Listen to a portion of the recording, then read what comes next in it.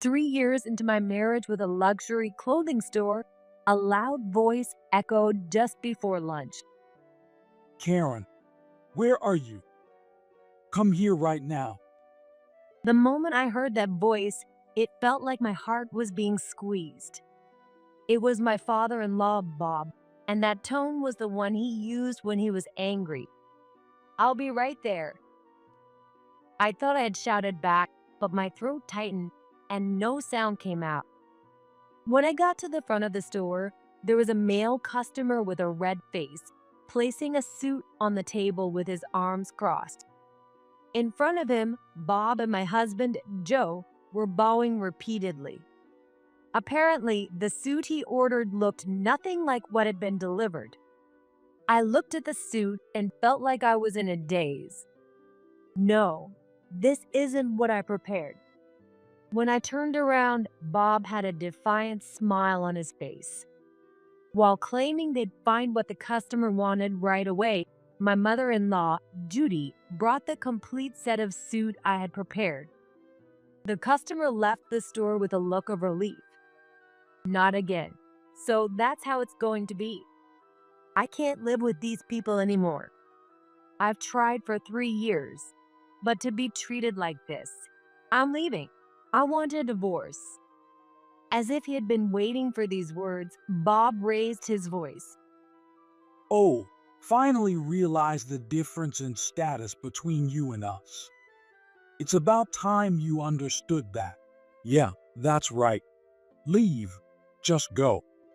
With the cold laughter of my in-laws behind me, I packed my few belongings in the dim room. However, there was one secret I hadn't told them. Um, I never mentioned this, but as soon as they heard my words, the color drained from everyone's faces. My in-laws would come to regret what they had done. My name is Karen. I lead a busy life working at a major advertising agency. Today, I had a meeting with a client early in the morning. I returned to the office just before noon. I went straight to my boss to report. "I'm back." Oh, how did that issue go?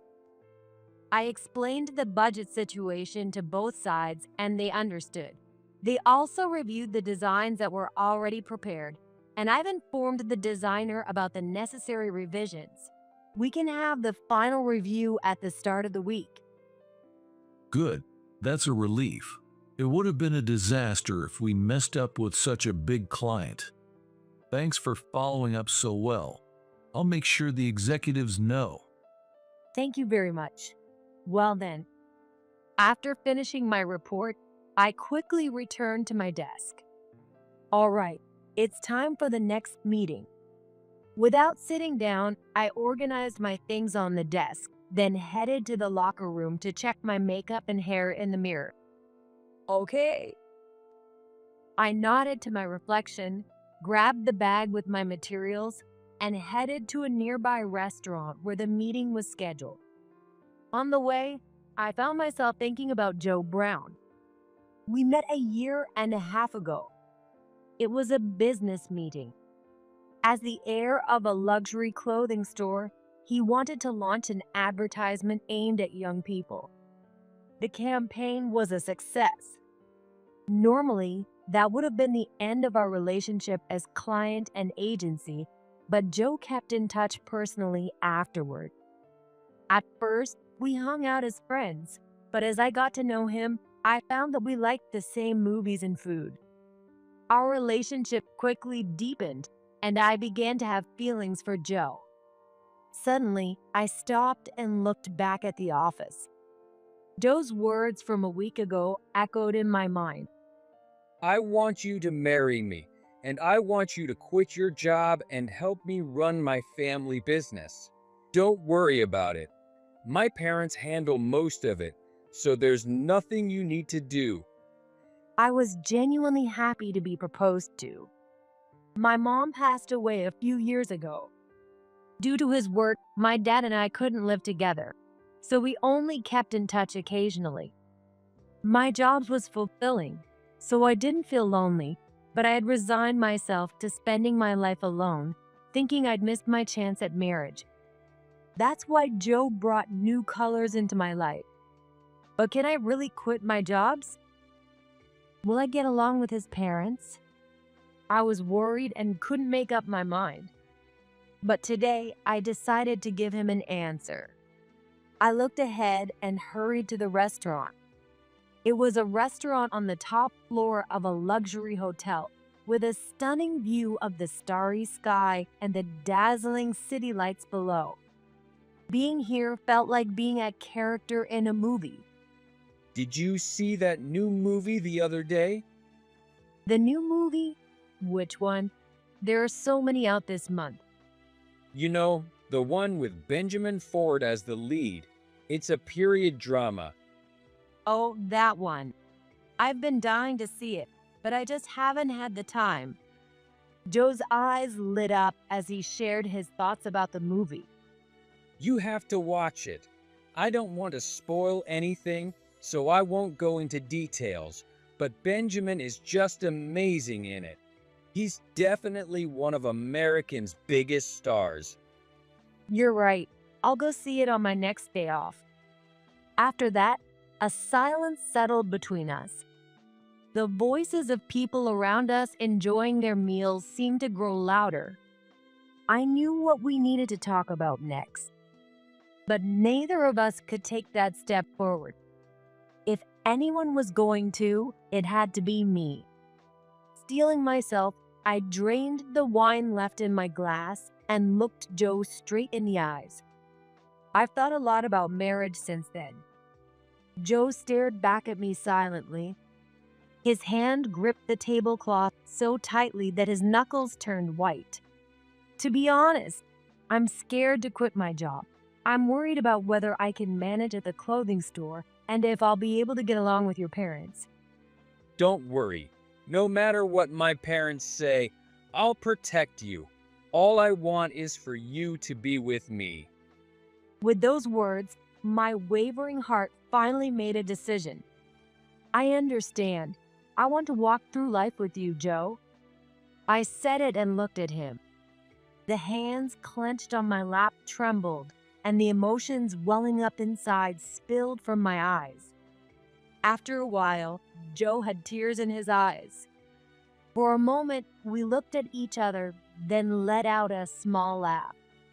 3 years later, as Karen Brown, I was walking down an old country road under a cloudy sky, dragging my heavy feet. I was on my way back from running an errand. I knew I had to get back as quickly as possible.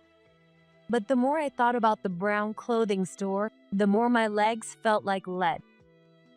When I slid open the store's door, an older man in a gray suit turned and glared at me. It was my father-in-law, Bob Brown. You're late. Where have you been wandering around? When will you understand that you're not in some cushy position here? You're completely useless. Here we go again. But trying to explain myself wouldn't do any good. He wouldn't listen. There's only one thing I can do. I'm sorry. I said yes and apologized. That's it? Do you think a few words like that solve everything? You really are an ignorant woman. Can't you come up with a more thoughtful apology? Or have you been living your life aimlessly until now? I felt the blood drain from my head, and a sharp pain throbbed deep in my brain. Even so, I kept my head bowed and gritted my teeth. I'm deeply sorry for returning late. I'll reflect on this to ensure it doesn't happen again, and I'll make sure you never have to say this to me twice. Bob didn't say a word, just let out a snort and turned his back on me. As I was about to leave, Judy, my mother-in-law, walked in dressed in a floral dress more suited for a younger woman. Oh, you useless girl. Didn't I tell you to bring the laundry in by 4 o'clock? Can't you manage such a simple task? Because of you, I'm leaving later than I planned.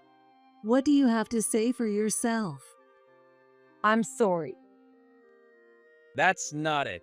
Didn't I just tell you how to apologize properly? Did you already forget? Or are you just not trying from the start? I couldn't think anymore. I stood there stunned, while Judy let out a loud sigh. Again with the silent treatment. Fine. Is this how you troubled your mom too? Quit wasting time and start cleaning or making dinner. Surely even you can manage that much. Yes. Judy left those words behind and walked briskly out of the store. I did as I was told and began cleaning the living room at the back of the store.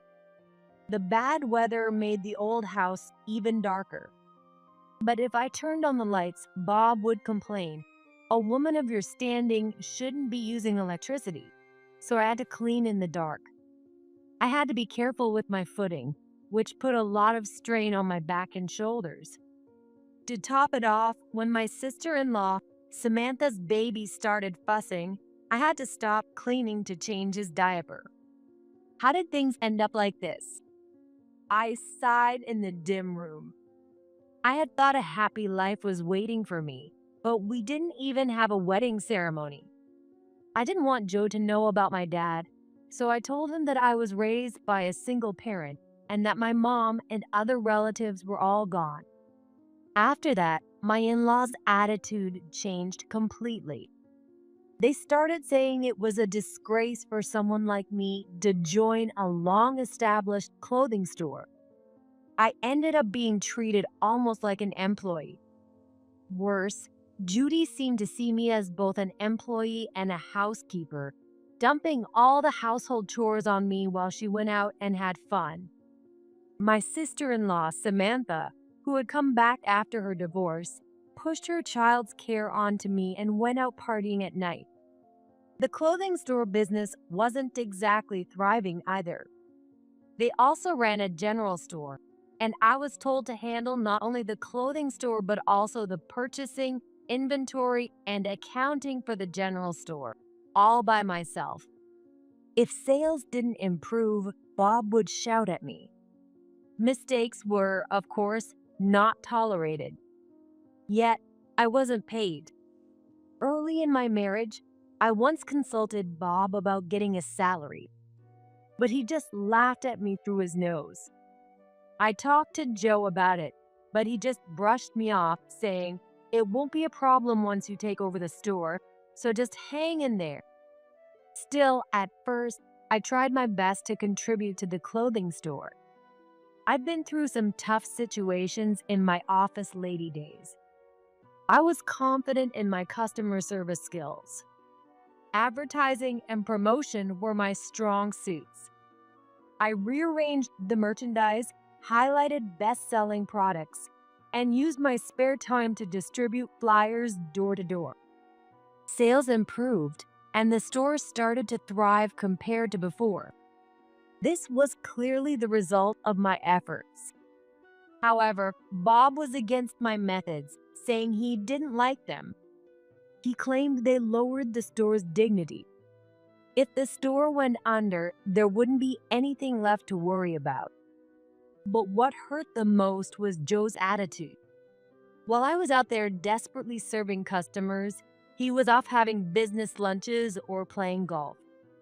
He wouldn't even make eye contact or talk to me. He didn't treat me as his wife. So naturally, we, as a couple, did not have any sexual intercourse at night. Yet Bob and Judy kept pushing for us to have a successor. I wanted to have a child with the man I loved, and I was willing to put in the effort. But this isn't something I can do alone. In our current situation, there's no way I could have a child with Joe. If they want to complain, they should talk to him. But I'm the one who gets blamed. Being criticized for something beyond my control is the worst pain. What kept me from breaking down were the kind words from the people in the neighborhood. Because of them, I felt like I could keep going. One day, as I was washing dishes in the kitchen, Judy threw an envelope at me. A letter came for you. The envelope fell into the sink. I quickly grabbed it, but it was too late. It was already soaked with water. I sighed and dried the envelope with a towel. I turned it over to look for a name, but the plain white envelope only had my name and address on it. Who could this be from? I stopped washing, sat down, and tore open the envelope to take out its contents. A letter and a ticket. I gasped when I saw it. It was an invitation to a special movie screening.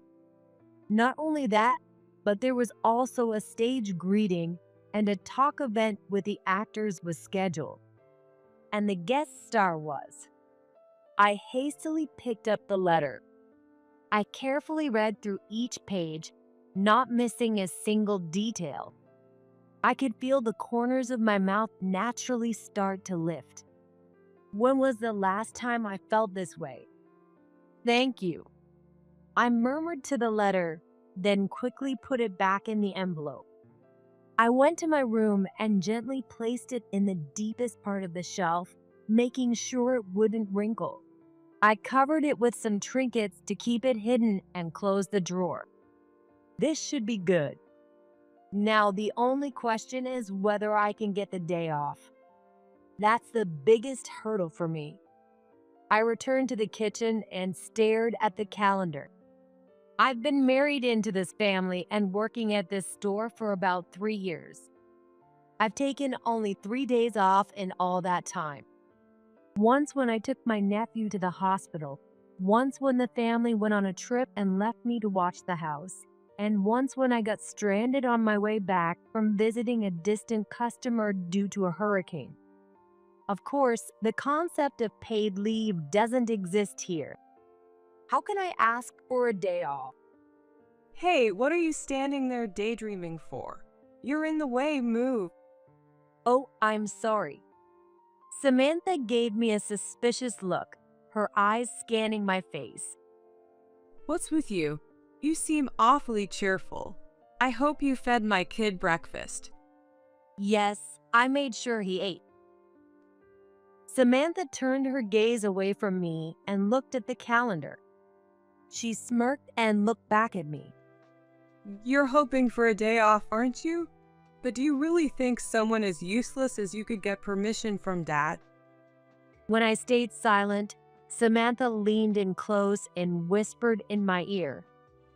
How about I talk to Dad and get you that day off? Really? Of course, there's a condition. I'm a bit short on money. $5,000. If you can lend me that, I'll tell Dad to let you have a day off. Don't worry. Unlike Joe, I'm not heartless. $5,000. That's a hefty sum, but if I dip into my savings from my office job, I can manage it. If it means I can buy a day off that I desperately need. The problem is whether Samantha will keep her promise. But since listening to her is the only way I can take a day off, I had no choice but to silently pay her the money. All right, I'll get it ready right away, so please wait. I grabbed my wallet and rushed out of the store. I ran as fast as I could to the nearest bank through the hot, humid summer air.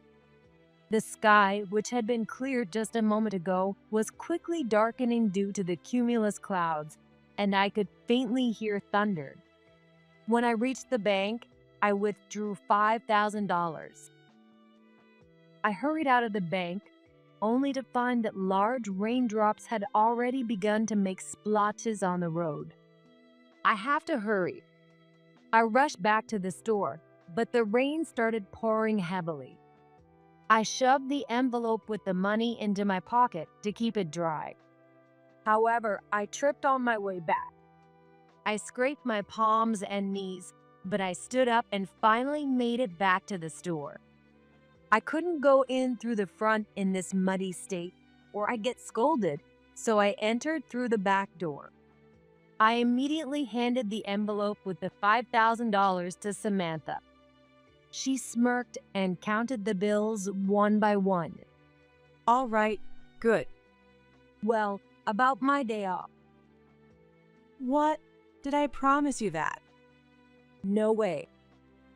After getting myself all muddy and paying such a large amount, this was too much. I instinctively reached out to grab her arm. Hey, don't touch me with those dirty hands. I'm just joking. I'll talk to Dad for you, but I can't promise he'll say yes. After that, I cleaned myself up and stood at the front of the store. I've done all this, so it should be fine. I'm definitely going to get my day off. I was worried about whether Samantha would keep her promise, but surprisingly, it was settled rather easily. Bob didn't seem happy, but he couldn't just dismiss his daughter's request. But I couldn't let my guard down just yet. If I made a mistake, I might lose my day off.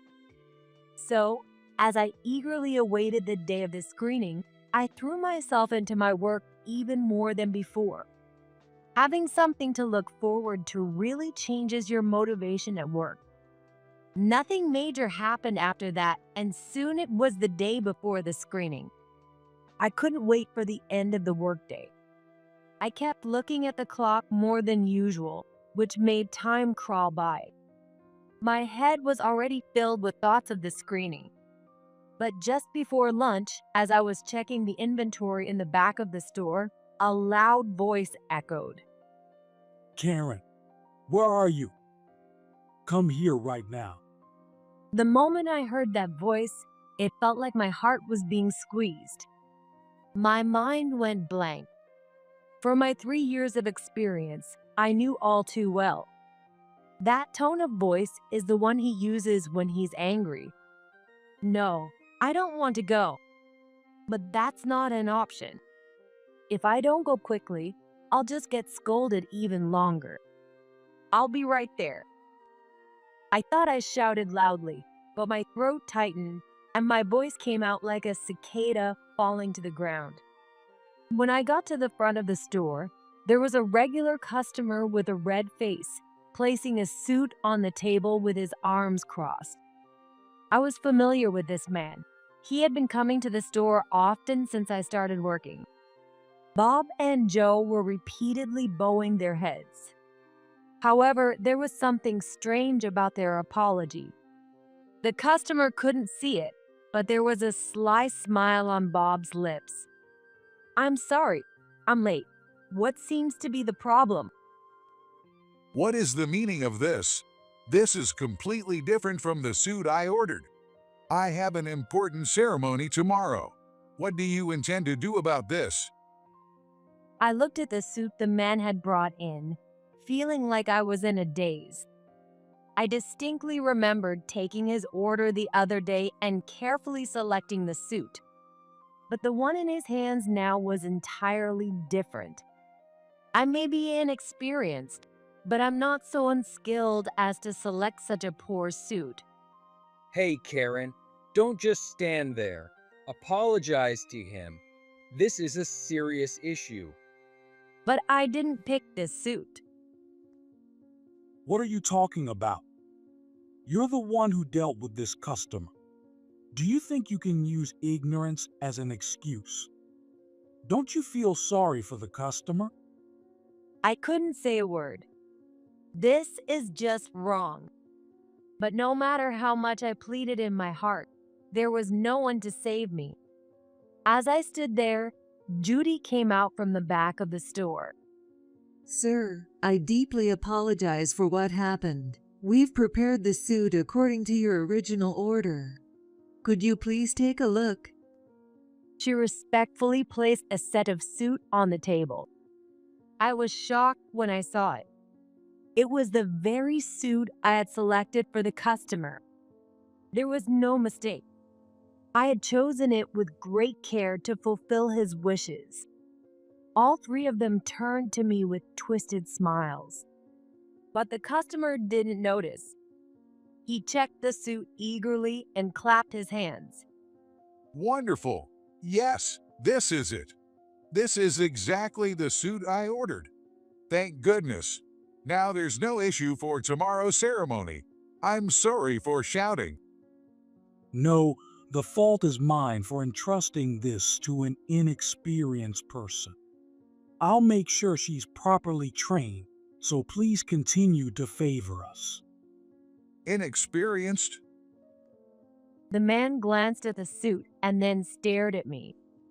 I felt so uncomfortable that all I could do was bow my head silently. Well, all right then. I'll be going now. As soon as the man left, the scolding began. Honestly, anyone can just bow their head. I thought you were a bit smarter than that. Really, it's such poor upbringing. Living under the same roof with you makes us feel dirty. I had reached my limit. If I made a mistake, I'd apologize as much as needed. But this is something I can't accept. I don't know. I didn't choose that suit. Another employee delivered it. Stop making excuses. But I really didn't. Well, it's possible. Maybe I intentionally delivered a different suit than the one you picked, Karen. But you have no proof, do you? What is this man thinking? What does he gain from doing this? I looked at Joe's face, but the man I once loved was no longer there. Listen, Karen, you're a lowly person. You might think you've contributed a bit to the store's sales, but we are in a different league. It's time you understand that. Bob said this and laughed loudly. What a repulsive laugh. If I'm at the bottom, what does that make you? I wanted to shout that, but I no longer had the energy. And then Judy delivered the final blow. Oh, and you. No day off for you tomorrow. What? Obviously, someone as useless as you should be working twice as hard as us. Not just tomorrow. No more days off from now on. The moment the reality of not being able to go to the screening hit me, a dark, inky drop fell into my heart. In no time, it spread and dyed my heart black. Going to the screening was my only source of joy. If that's taken away, what is there left to look forward to? What's going to happen to my life? Will I just be worked like a slave until I'm old, discarded like trash when I'm no longer useful? And when there's nothing left of me, will I be abandoned by society, leaving this world in loneliness? If that's the kind of miserable life ahead of me, I have no choice but to leave this place. There's no reason to endure this any longer. I've tried for 3 years, but that's it. I'm tired. I'm leaving. I want a divorce. The three of them exchanged glances for a moment and then burst into laughter. Yeah, that's right. Get out. We took in a woman with no family, and this is what we get. Well, an ungrateful person like you won't be accepted anywhere. Yeah, you just weren't cut out for this house. I'd like you to leave quickly, but you'll need to do the handover first. You'll work at least until tomorrow. I stood up without saying a word. I no longer wanted to breathe the same air as these people. As I went into the living room, Samantha was there smirking at me. What a shame. But I'm not giving back the money. And don't even think about getting alimony from my brother. Without answering, I went to my room and started packing my things. Sadly, it didn't take long. After living here for 3 years, all I had left were 2 cardboard boxes and a bag. As I stared at them, a dry laugh escaped my lips. I should have left much earlier, but the time I lost won't come back. Even if I can't go to the screening, I still have things to do. The next day, I handed over the documents to the other employees. I also prepared the divorce papers and took care of various administrative tasks until the end of the day. With that, my final jobs was done. But the screening was already over by then. If that's the case, Maybe I'll use my remaining savings to treat myself to a nice meal. I was absent-mindedly sweeping outside the store, gazing up at the sky. Excuse me, Karen. Startled by the sudden voice, I turned around to see the regular customer who had visited yesterday. Oh, I'm so sorry about yesterday. But he raised his hand to stop me before I could finish. There's no need to apologize. I know everything. That suit was chosen by you. There must have been some misunderstanding. I'm sorry. You must have been scolded. No, it's not like that. This unexpected turn of events left me at a loss for words. From the moment I placed my order, I felt your kindness. You carefully chose the best items to match my preferences for the suit's color and the tie. Inexperienced is far from the truth. Karen, you are top-notch. Hearing his kind words, his figure suddenly blurred as my eyes filled with tears. With just those words, it felt like the past 3 years had been worth it, Actually, there's someone I want you to meet. he said, pulling out his phone to make a call. Moments later, 3 luxury black cars pulled up in front of the store. What's going on? What's happening? Did Mr. President come to town? The unusual sight in the small town caused quite a stir among the neighbors. The man opened the back door of the last car. A distinguished man in a suit stepped out.